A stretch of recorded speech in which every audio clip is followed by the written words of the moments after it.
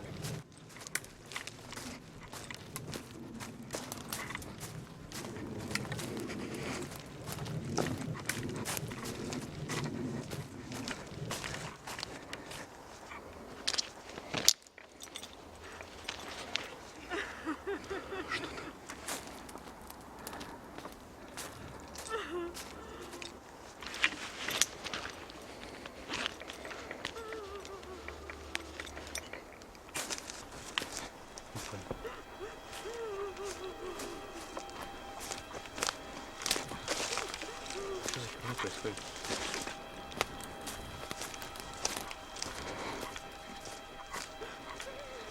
Что за пиздец?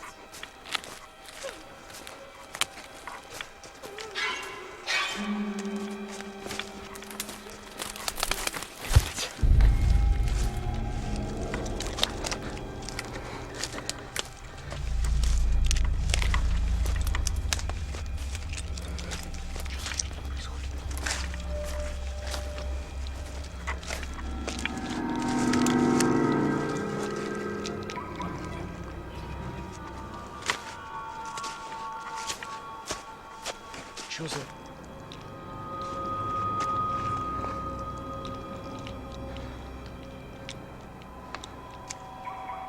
Не понял.